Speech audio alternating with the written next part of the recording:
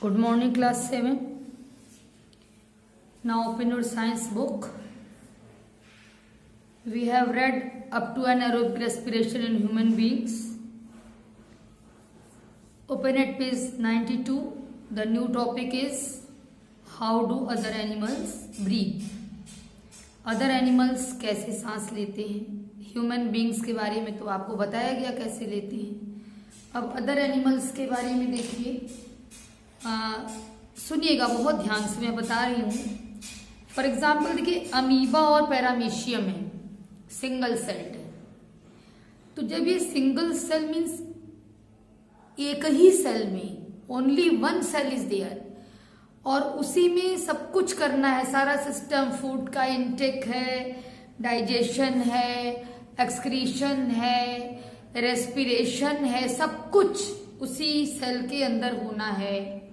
सारी life processes होनी है. कोई भी अलग से सिस्टम नहीं है. क्या सिस्टम होगा जब एक ही सेल है? तो ये कैसे रेस्पिरेशन करते हैं या ब्रीदिंग कैसे करते हैं?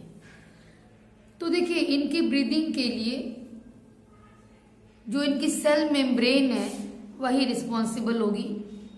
सेल सिंगल सेल है, सेल का जो सेल मेम्ब्रेन है चारों तरफ, वो सेल मेम्ब्रेन, ठीक है, ऑक्सीजन को लेगा और CO2 को वापस देगा, भेजेगा एनवायरनमेंट में. एनवायरनमेंट से ऑक्सीजन लेना और एनवायरनमेंट में CO2 को वापस करना, ये सेल मेम्ब्रेन का काम होगा. सिंगल सेल्ड एनिमल्स हैं, सेल मेम्ब्रेन ये काम करेगी एक्सचेंज ऑफ गैसेस की, और इस प्रोसेस को डिफ्यूजन कहते हैं. ठीक है, देखिए यहाँ देख रहे हैं. अब थोड़ा मल्टी सेलुलर एनिमल्स पर आइए, थोड़े बड़े, जैसे अर्थवॉर्म है, लीच है, मल्टी सेलुलर एनिमल्स हैं. ठीक है, अर्थवॉर्म और लीच. इन लोग की स्किन जो होती है मॉइस्ट, दैट मीन्स गीली रहती है, वाटर की मात्रा होती है उसमें. उन्हीं के थ्रू, जैसे उस पर वाटर पड़ेगा तो वाटर में जो डिजॉल्व्ड ऑक्सीजन है उसको वो ले लेंगे और CO2 वापस कर देंगे. तो स्किन के थ्रू होता है इनके में. ठीक है, स्किन के थ्रू, स्किन पर जो मॉइस्चर है, स्किन पर जो वाटर है, उसके थ्रू एक्सचेंज ऑफ गैसेस होगा. और जैसे ही इनका स्किन लेगा ऑक्सीजन को, तो होता ये है कि स्किन के ठीक नीचे ब्लड कैपिलरीज, यानी ब्लड की बहुत महीन महीन ट्यूब्स पाई जाती हैं. उनमें ब्लड बह रहा है, वो ब्लड ऑक्सीजन को ले लेता है और CO2 को वापस कर देता है. ठीक है, यही होना है ब्रीदिंग में. अब फ्रॉग के बारे में देखिए. फ्रॉग के साथ तो ये है कि ये वाटर में भी रहते हैं और लैंड पर भी रहते हैं, जमीन पर भी, पानी में भी, इसीलिए इनको एम्फीबियन कहा गया है. तो जब ये पानी में रहते हैं उस समय इनकी स्किन मॉइस्ट है ही, उस समय इनकी स्किन से होता है ब्रीदिंग. और जब ये जमीन पर रहेंगे तो लंग्स के थ्रू ये करेंगे. ब्रीदिंग का काम इनके में लंग्स भी पाया जाता है. तो जैसे ह्यूमन बीइंग में होता है लंग्स से, वैसे इनके में भी होता है. जब ये जमीन पर रहेंगे तो, और पानी में रहेंगे तो इनकी जो स्किन है मॉइस्ट वैसे भी रहेगी, पानी में रहेंगे तो उससे गैसेस का एक्सचेंज हो जाता है, ब्रीदिंग उससे हो जाती है. अब है रेस्पिरेशन इन इंसेक्ट्स.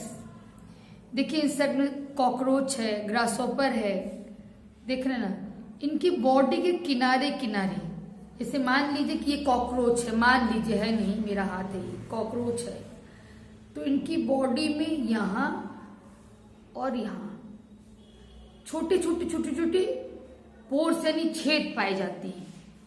उन छेद को क्या कहते हैं? स्पाइरेकल्स कहते हैं।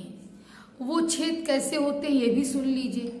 एक्चुअली एक रफ आइडिया मैं दे रही हूं। इनकी बॉडी के अंदर इस तरह के जो इंसेक्ट्स हैं, पूरी ये पाइपलाइन बिछी हुई है। जैसे देखिए ये लंबी लंबी, और फिर ये है, तो देखिए इस तरह से है, इस तरह से, मतलब ट्यूब्स की पाइपलाइन बिछी हुई। और हमने बहुत सिंपल बनाया है, इतना सिंपल नहीं होता है, इसमें से भी ब्रांचेस निकली होती हैं, ठीक है, इसमें से भी ऐसे ब्रांचेस निकली होंगी।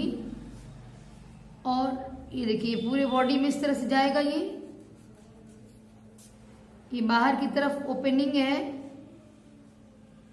बाहर की तरफ ओपनिंग इस तरह से बनी होगी, और ये अंदर ब्रांचेस होंगी। इस तरह से पूरी बॉडी में पाइपलाइन फैली होती है। देखिए ये जो ट्यूब्यूल्स हैं, इनकी ओपनिंग बाहर होती है बॉडी में, तो वही स्पाइरेकल्स कहलाया। जो हमने कहा ना कि छोटे छोटे छेद होते हैं, तो अंदर की तरफ इस तरह से पूरी पाइपलाइन बिछी होगी, और बाहर की तरफ ये स्पाइरेकल्स के द्वारा खुलेगा बाहर, ठीक है। अब इनके में क्या होता है कि डायरेक्ट एयर जाती है थ्रू स्पाइरेकल्स, डायरेक्ट जाएगी। और ये ट्यूब्स जो है, ये ट्यूब्यूल्स जो दिखाई दे रही हैं आपको, ट्रैकी सिस्टम कहलाता है। इस ट्रैकियल सिस्टम की ट्यूब्यूल्स जो है वो पूरी बॉडी में फैली हुई हैं। तो जब ये डायरेक्ट एयर बाहर से लेता है तो बॉडी के हर सेल तक डायरेक्ट ऑक्सीजन पहुंच जाती है, और बदले में CO2 आएगा। तो जैसे ऑक्सीजन घुसी है वैसे CO2 इसमें से निकल जाएगा, ठीक है। यानी पूरी बॉडी डायरेक्ट कांटेक्ट में होती है एयर के, क्योंकि पूरी बॉडी में स्पाइरेकल्स होते हैं साइड साइड, और उन्हीं के थ्रू एयर एंटर करती है। और पूरी बॉडी में ये ट्रेकियल सिस्टम बिछा हुआ है, इसीलिए हर सेल तक ऑक्सीजन पहुंच जाएगी और CO2 वहां से वापस आएगा। अब एक्वेटिक ऑर्गेनिज्म यानी पानी में रहने वाले जो ऑर्गेनिजम्स हैं, उनमें ब्रीदिंग कैसे होती है? तो गिल्स के थ्रू होती। गिल्स क्या है? एक स्पेशल टाइप ऑफ स्किन है, महीन स्किन, जिसमें कि वो ब्लड कैपिलरीज फैली होती हैं, ठीक है। ब्लड कैपिलरीज फैली होती हैं, ये पानी में है। पानी में डिजोल्व्ड ऑक्सीजन जो है वो ब्लड कैपिलरीज एब्जॉर्ब कर लेती हैं अपने में ऑक्सीजन को, और CO2 वापस कर देती हैं। बताया गया है गिल्स जो है वो ऑपरकुलम एक स्ट्रक्चर है, उससे ढका होता है, और वो इसके लिए अलाउ करता है कि वाटर जो है अंदर आए और गिल्स पर पूरा गिल्स को धोता हुआ, और फिर तब बाहर जाएगा। तो गिल्स को धोएगा, उतने में ही ऑक्सीजन ले ली जाएगी ब्लड कैपिलरीज के द्वारा, और CO2 दे दी जाएगी, और CO2 बाहर चला जाएगा, ठीक है। अब रेस्पिरेशन इन बर्ड्स है, तो बेटा बर्ड्स में लंग्स पाए जाते हैं। लंग्स में हवा भी हमेशा भरी रहती है ताकि बॉडी लाइट रहे और उड़ने में इनको मदद मिले। और इनको देखो ऑक्सीजन भी ज़्यादा चाहिए, उड़ रहे हैं, पर्याप्त ऑक्सीजन की सप्लाई चाहिए। तो लंग्स इनके में हैं, जैसे आप में एल्वियोलाई हैं, इनमें भी एयर सैक्स हैं, और उसी के थ्रू इनका रेस्पिरेशन होता है। अब है कि do plants also need energy? क्या प्लांट्स को भी एनर्जी की जरूरत है? भाई एनिमल्स को एनर्जी की जरूरत है, इसलिए एनिमल्स में रेस्पिरेशन हुआ। भाई क्यों नहीं, प्लांट्स को क्यों नहीं जरूरत है एनर्जी की? उसको भी तो ग्रो करना है आप ही की तरह, जैसे आप ग्रो करते हैं। तो इसलिए प्लांट्स को भी रेस्पिरेशन करना होगा, उसको भी ग्रो करने के लिए एनर्जी चाहिए होगी। तो प्लांट्स कैसे रेस्पिरेशन करेगा? इसके में तो कोई ऑर्गन आपको दिखाई नहीं दे रहा। तो जो लीव्स हैं प्लांट की, लीव्स में छोटे छोटे पोर्स या छेद पाए जाते हैं, जिनको स्टोमेटा कहते हैं। वो स्टोमेटा जो है वो बीन शेप्ड सेल्स से घिरा होता है। ये देखिए बीच में छेद है, ठीक है। इसी स्टोमेटा के थ्रू ऑक्सीजन और कार्बन डाइऑक्साइड गैस का एक्सचेंज होता है। चाहे फोटोसिंथेसिस करना हो तो, चाहे रेस्पिरेशन करना हो तो। जो बीन शेप्ड सेल्स हैं वो गार्ड सेल्स कहलाती हैं। उन्हीं के थ्रू गार्ड सेल्स की ही मदद से ये स्टोमेटा बंद हो सकता है या खुल सकता है। बहुत तेज धूप होती है तो स्टोमेटा बंद हो जाते हैं। बंद होने का रीजन है कि बहुत तेज धूप होगी, ट्रांसपीरेशन बहुत ज्यादा हो जाएगा तो पौधे का पानी सब निकल जाएगा, पौधा जो है मुरझा जाएगा। तो इसलिए गार्ड सेल्स जो है ये मैनेज करती है कब स्टोमेटा खोलना है और कब स्टोमेटा को बंद रखना है। ये जो प्लांट्स की रूट्स होती हैं इनको भी ऑक्सीजन की जरूरत होती है, वो भी रेस्पिरेशन करती हैं।